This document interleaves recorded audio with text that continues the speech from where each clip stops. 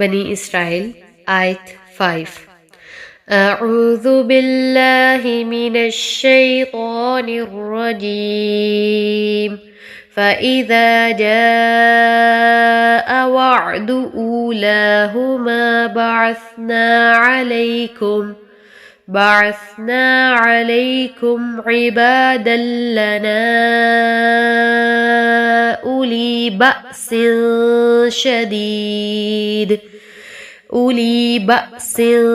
شديد فجاسوا خلال الديار وكان وعدا مفعولا۔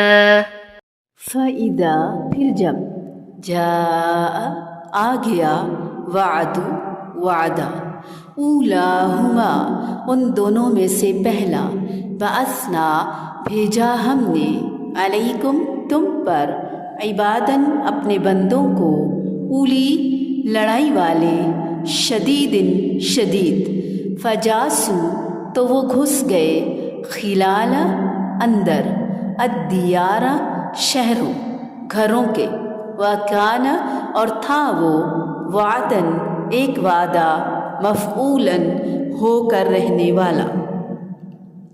ان دونوں وعدوں میں سے پہلے کے آتے ہی ہم نے تمہارے مقابلے پر اپنے بندے بھیج دیے جو بڑے ہی لڑاکے تھے، پس وہ تمہارے گھروں کے اندر تک پھیل گئے اور اللہ تعالیٰ کا یہ وعدہ پورا ہونا ہی تھا۔ فَإِذَا جَاءَ وَعْدُ أُولَاهُمَا دو مرتبہ کے فساد اور اس کی سزا کا تعین تو کوئی مضبوط اور قابل اعتماد ذریعہ نہیں۔ فَاذْهَبْ أَنْتَ وَرَبُّكَ فَقَاتِلَا إِنَّا هَاهُنَا قَاعِدُونَ پھر یہ کہنا کہ ان کا سود کھانا، رشوت لینا، ہفتے کے دن کی تعظیم کے بجائے ہیلے بہانے کے ساتھ اس میں شکار کرنا، ہمسایہ قوموں کے اثر سے بت پرستی، زنا کا عام ہو جانا، کتاب اللہ کی تعریف کرنا، لوگوں کا مال باطل طریقے سے کھانا، اپنے بزرگوں اور نبیوں کو خدا کا درجہ دینا، رہبان اور احبار کی تقلید کرنا، لوگوں کے اموال باطل طریقے سے کھانا اور صحیح دین سے لوگوں کو ہٹانا، اللہ کے نبیوں کو اور نیکی کا حکم دینے والے صالحین کو قتل کرنا، پھر رسول اللہ صلی اللہ علیہ وآلہ وسلم کو پہچاننے کے باوجود ان پر ایمان نہ لانا بلکہ آپ کو قتل کرنے کے در پہ ہی رہنا۔ غرض ان کے فسادات کا تو کوئی شمار ہی نہیں ہے۔ اسی طرح ان پر اللہ تعالیٰ کے عذاب کا کوڑا مسلسل برستے رہنا بھی صرف 2 دفعہ تک محدود نہیں بلکہ قیامت تک بار بار بدترین عذابوں کا نشانہ بننا۔ قرآن مجید میں اس کا ذکر ہے وَإِسْتَأْذَنَ رَبُّكَ لَيَبْعَثَنَّ عَلَيْهِمْ إِلَى يَوْمِ الْقِيَامَةِ مَن يَسُومُهُمْ سُوءَ الْعَذَابِ اور جب تیرے رب نے صاف اعلان کر دیا کہ وہ قیامت کے دن تک ان پر ایسا آدمی ضرور بھیجتا رہے گا جو انہیں برا عذاب دے گا، اس لیے 2 مرتبہ کا تعین کرنا مشکل ہے اور مفسرین کا اس میں اختلاف ہے۔ کوئی بابل کے بادشاہ اور اس کے جنگجو ساتھیوں کا ذکر کرتے ہیں، کوئی بخت نصر کا۔ مفسرین نے یہاں پر اس بات کا بھی ذکر کیا ہے کہ بائبل سے لمبی چوڑی عبارتیں نقل کی ہیں۔ بہرحال ہمارے لیے اگر صرف اس کے ترجمے پہ بھی غور کریں، آیت کو دیکھیں اور پھر نبی کریم صلی اللہ علیہ وآلہ وسلم کی وہ حدیث جو امام بخاری نے ابن عباس سے نقل کی، اے مسلمانوں کی جماعت، تم اہل کتاب سے کس طرح سوال کرتے ہو حالانکہ تمہاری کتاب جو اس کے نبی کی طرف نازل کی گئی وہ تمام خبروں میں سے اللہ کی طرف سے نئی ہے۔ تم اسے ایسی حالت میں پڑھتے ہو کہ اس میں کوئی ملاوٹ نہیں کی گئی اور اس میں کوئی شک نہیں کہ اللہ تعالیٰ نے تمہیں بتا دیا ہے کہ اللہ تعالیٰ نے جو کچھ لکھا تھا اہل کتاب نے اسے بدل دیا اور اپنے ہاتھوں سے کتاب کو تبدیل کر دیا اور یہ کہہ دیا کہ یہ اللہ کی طرف سے ہے تاکہ اس کے ساتھ تھوڑی قیمت خریدیں۔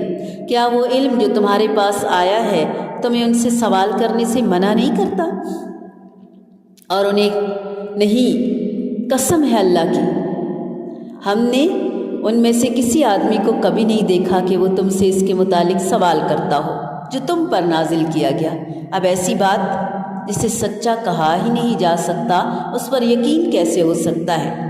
اگرچہ یہ تعین نہ ہونے سے کوئی فرق نہیں پڑتا، کیونکہ قرآن مجید محض تاریخ کی کتاب نہیں، نہ ہر جگہ اس میں واقعات پوری ترتیب اور تفصیل کے ساتھ ذکر کیے گئے ہیں، بلکہ اس میں واقعات کا صرف وہی حصہ بیان ہوتا ہے جو نصیحت اور عبرت سے تعلق رکھتا ہے۔ تاہم اگر کسی معتبر ذریعے سے اس کی تفصیل معلوم ہو جائے تو نصیحت اور عبرت میں اضافہ ہو جاتا ہے۔ قرآن مجید کے مطابق مصر سے نکلنے کے بعد موسیٰ علیہ السلام نے بنی اسرائیل کو ارض مقدس میں داخلے کے لیے جہاد کا حکم دیا اور بتایا کہ اس سرزمین کو اللہ تعالیٰ نے تمہاری ملکیت بنانا طے فرما دیا ہے، مگر غلامی کی جو اس نسل نے نہایت گستاخانہ الفاظ میں جہاد کے لیے نکلنے سے انکار کر دیا، پھر تقریباً 40 سال وہ صحرا میں ہی سرگرداں رہے، گھومتے پھرتے رہے۔ پھر موسیٰ علیہ السلام اس دوران وفات پا گئے اور اللہ تعالیٰ کے اس جلیل القدر پیغمبر کو ارض مقدس میں جانے کی اس قدر حسرت تھی کہ انہوں نے وفات کے وقت دعا کی کہ یا اللہ مجھے ارض مقدس سے اتنا قریب کر دے کہ پتھر پھینکنے سے اس زمین میں پہنچ جائے۔ چنانچہ اللہ تعالیٰ نے ان کی دعا کو قبول فرمایا۔ رسول اللہ صلی اللہ علیہ وآلہ وسلم نے فرمایا، اگر میں وہاں ہوتا تو تمہیں ان کی قبر کے راستے کی ایک جانب سرخ ٹیلے کے نیچے ان کی قبر دکھاتا۔ جب وہ نسل جوان ہوئی تو آزادی کے دور میں پیدا ہوئی، انہوں نے ارض شام اور بیت المقدس کو فتح کیا اور اللہ تعالیٰ نے انہیں آزادی کے ساتھ حکومت کی نعمت بھی عطا فرمائی۔ یہ دور کتنے عرصے پر محیط تھا اللہ تعالیٰ ہی بہتر جانتا ہے، مگر وقت گزرنے کے ساتھ ساتھ دین سے دوری، دنیا کی محبت کی بنا پر وہ آپس میں لڑنے لگے۔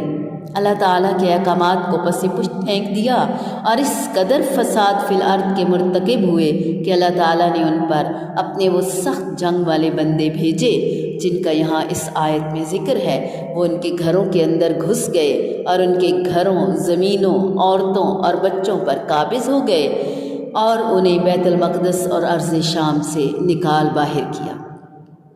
بیت المقدس میں داخل ہو کر اس کی جتنی بے حرمتی کر سکتے تھے انہوں نے کی۔ یہ پہلے فساد کی سزا تھی۔ اس وقت ان حملہ آوروں کا بادشاہ کون تھا اللہ تعالیٰ نے واضح نہیں فرمایا۔ اس کے ایک عرصہ بعد بنی اسرائیل کے کچھ سرداروں نے ارض مقدس اور اپنے اسیروں کی واپسی کے لیے وقت کے بادشاہ یا نبی مقرر کرنے کی درخواست کی، جو اللہ تعالیٰ کے حکم کے مطابق طالوت مقرر ہوئے۔ ہم البقرہ میں پڑھ چکے ہیں۔ اس وقت کفار کا بادشاہ جالوت تھا۔ ممکن ہے بنی اسرائیل پر عذاب کا کوڑا بھی اسی کے ہاتھوں برسا ہو۔ بہرحال کفار کو شکست ہوئی اور داؤد علیہ السلام نے جالوت کو قتل کر دیا۔ ارض مقدس پر پھر بنی اسرائیل قابض ہو گئے اور اللہ کا دین پھر سے غالب ہو گیا۔ طالوت کے بعد داؤد علیہ السلام نے جہاد کے ذریعے سے اس سلطنت کو مزید وسیع کیا۔ ان کے بعد سلیمان علیہ السلام کو ایسی حکومت عطا ہوئی جو ان کی دعا کے مطابق ان کے بعد کسی کو نہ ملی۔ فَإِذَا جَاءَ وَعْدُ أُولَاهُمَا بعثنا عليكم عبادا لنا أولي بأس